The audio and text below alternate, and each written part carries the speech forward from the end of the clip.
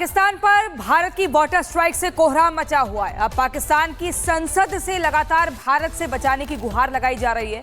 इससे पहले पीएम मोदी ने अभी गुजरात से केवल हुंकार ही भरी थी कि उसके बाद से ही पाकिस्तान त्राहिमाम कर रहा है। कैसे की रिपोर्ट देखिए।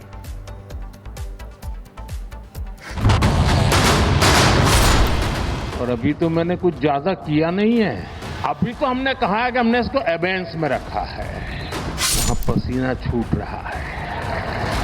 पीएम मोदी की वाटर स्ट्राइक के बाद अब पाकिस्तान में कोहराम मचा हुआ है, जिसका शोर पाकिस्तान की संसद में भी सुनाई दे रहा है। पाकिस्तान का सीनेटर सैयद जाफर अली अब पाकिस्तान की संसद में खड़े होकर आंसू बहा रहा है और कह रहा है सिंधु लाइफलाइन है और पाकिस्तान के ऊपर वाटर बम फटा है। आप भी सुन लीजिए। अगर ये पानी का क्राइसिस नहीं अभी सॉल्व करेंगे तो हम भूखे मर सकते हैं। उसकी वजह ये है कि इंडस बेसिन जो है वो ही हमारा लाइफलाइन है। 90% स्टेटिस्टिक्स के मुताबिक 90% जो हमारी क्रॉप्स हैं, जो हमारी फसलें हैं, वो इस पानी पे डिपेंड करती हैं। जितने डैम्स हैं वो इसी पानी के ऊपर बने हुए हैं। तो इसलिए अगर ये हम इसको हम समझते हैं कि ये एक वाटर बॉम्ब हमारे ऊपर पड़ा हुआ है जिसको हमने डिफ्यूज करना है, इसको खत्म करना है। पाकिस्तान 9 आतंकी ठिकाने और 11 एयरबेस खोने से पहले भी वाटर स्ट्राइक को लेकर दुनिया भर में हो हल्ला मचाता रहा है। उसने यूएनएससी तक में अपनी बात रखने की परमिशन मांगी थी, लेकिन दुनिया ने वहां भी पाकिस्तान को खामोश करा दिया। पाकिस्तान के सियासतदान को सिंधु नदी के पानी रोके जाने वाले फैसले पर रोजाना जंग की धमकी देते रहे थे, लेकिन प्रधानमंत्री नरेंद्र मोदी ने बता दिया कि 100 सुनार की और 1 लोहार की होती है। पाकिस्तान इस सच्ची हकीकत से पूरी तरह से वाकिफ है कि सिंधु का पानी रुका तो पाकिस्तान रेगिस्तान बन जाएगा। इसीलिए अब पाकिस्तान के सियासतदान पाकिस्तान की संसद में शोर मचाकर शहबाज एंड मुनीर पार्टी को जगाने की कोशिश कर रहे हैं, लेकिन आतंक के आगोश में बेहोश पाकिस्तान की लीडरशिप की कान पर जूं तक नहीं रेंग रही। ऐसे में दहशतगर्दों पर सीधी और मारक स्ट्राइक ही जरूरी है। Bureau report, Republic Bharat.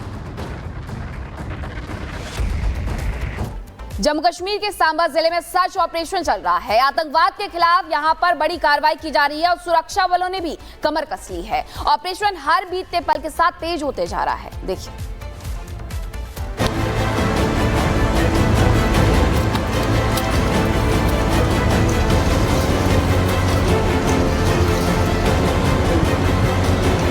Pahalgam हमले के बाद से जम्मू कश्मीर में छिपे आतंकियों की तलाश जारी है।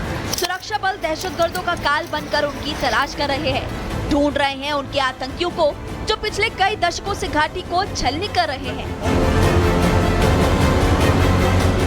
जम्मू कश्मीर के अलग अलग जिलों के साथ ही सांबा में भी सुरक्षा बलों का तलाशी अभियान जारी है। जंगल की आड़ में छिपकर बैठे दहशतगर्दों की तेजी के साथ तलाशी की जा रही है। सेना, सीआरपीएफ और जम्मू कश्मीर पुलिस मिलकर एक ज्वाइंट ऑपरेशन चला रही है, जिससे कि आतंकियों को ढेर किया जा सके। सांबा के जिस इलाके में तलाशी अभियान चलाया जा रहा है वो पाकिस्तान से सटा हुआ है। ये जम्मू कश्मीर का वो ऊपरी इलाका है जिसे आतंकवादी घुसपैठ के लिए इस्तेमाल करते हैं। सांबा का ये इलाका सीमा के काफी करीब है और माना जाता है कि अक्सर घुसपैठ की कोशिशें इसी रास्ते से होती है। हाल ही में सुरंगों के जरिए घुसपैठ की कई कोशिशों का पर्दाफाश यहीं से हुआ था। सरहद पर लगातार जो है सुरक्षा बल पूरी तरह से तैयार हैं। इस वक्त हम भारत पाकिस्तान सीमा के सांबा सेक्टर में मौजूद हैं, जहां ऑपरेशन सिंदूर के तहत बीएसएफ ने पाकिस्तान को मुंह तोड़ जवाब दिया था, लेकिन क्योंकि दुश्मन पाकिस्तान है जिस पर भरोसा नहीं किया जा सकता, इसलिए रात के अंधेरे में भी बीएसएफ के जवान पूरी तरह से सतर्क हैं।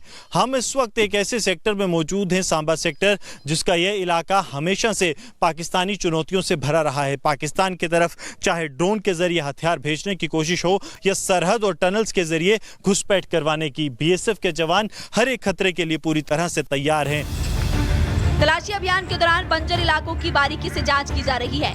अभियान में ड्रोन और कई उपकरणों की मदद भी ली जा रही है ताकि कोई संदिग्ध बच ना पाए। इंफॉर्मेशन आई थी जहाँ पे कि बताया गया था कि 18 से 20 मिलिटेंट का लूनी में होने का न्यूज़ है और वो उनका एक्सपेक्टेड ये था कि वो जो है क्रॉस बॉर्डर फायर का फायदा उठाते हुए वो इन्फिल्ट्रेट करेंगे। सो एक बहुत ही कोऑर्डिनेटेड वेल प्लान वो ऑपरेशन था जहाँ पे कि हमने 2 फेजेस में उसको किया ताकि हम मैक्सिमम जो है उस पे कैजुअलिटी इन्फ्लिक्ट कर सकें। सांबा में चल रहा ये तलाशी अभियान दिखाता है कि हमारे सुरक्षा बल हर चुनौती के लिए तैयार है। चाहे सीमा पार से आतंकी साजिश हो या देश के अंदर किसी खतरे की आहट, जवाब होगा सटीक और सख्त। Bureau report, Republic Bharat. कटोरा लेकर निकले थे शहबाज शरीफ। ईरान से शाहिद ड्रोन की भीख मांगने गए थे, लेकिन वहां भी दुत्कार मिले बिना नहीं लौटे। ईरान ने न सिर्फ ड्रोन देने से इनकार किया, बल्कि भारत से रिश्ते सुधारने की सीख भी दे डाली और गाजा पर चुप्पी के लिए लताड़ भी लगाई। मतलब शहबाज शरीफ गए थे भीख मांगने, लौटे खाली हाथ और कटोरा भी टूटा हुआ लेकर आए। कैसे ये रिपोर्ट देखिए।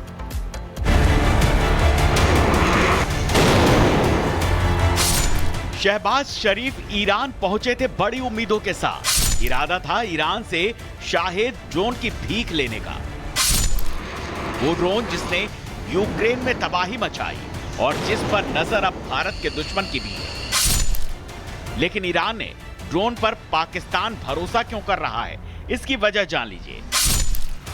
चीन और तुर्की के ड्रोन भारत ने नाकाम कर दिए। पाक के सारे हमले विफल रहे। पाकिस्तान उसी मार से जख्मी होकर अब ईरान की शरण में पहुंचा था, जिससे शाहिद ड्रोन की डील पर बात हो सके। लेकिन ईरान ने पाकिस्तान को सीधे और साफ शब्दों में नो बोल दिया। शाहिद ड्रोन की ताकत पाकिस्तान जानता है, इसीलिए वो इस डील के लिए लालायित है। कामिकाज़े सुसाइड ड्रोन है ये, टारगेट से टकराकर विस्फोट करता है।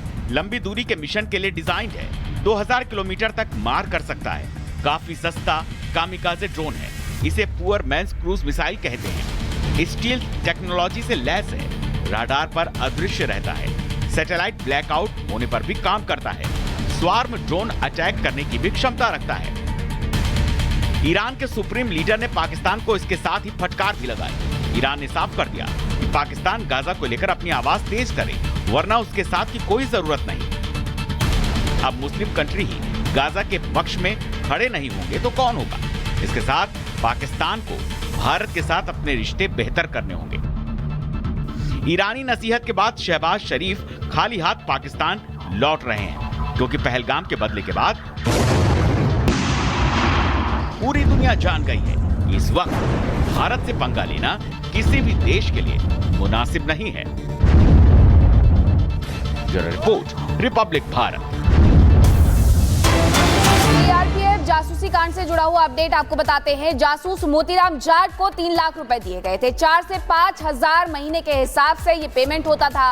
पाकिस्तान से छोटी पेमेंट मिलती थी जिससे किसी को शक ना हो। 26 मई को एनआईए ने मोतीराम जाट को अरेस्ट किया। पाकिस्तान के लिए जासूसी करता था सीआरपीएफ का एसआई मोतीराम जाट, जिसकी गिरफ्तारी हो गई है और उसे 4 से 5 हजार रुपए पर मंथ के हिसाब से पेमेंट किया जाता था। छोटी पेमेंट की जाती थी ताकि किसी को भी शक ना हो और टोटल 3 लाख रुपए मिले थे। एनआईए ने मोतीराम जाट को अरेस्ट किया है। उससे पूछताछ हो रही है कि पाकिस्तान को जासूसी करते हुए आखिरकार उसकी तरफ से क्या क्या इंफॉर्मेशन साझा की गई है।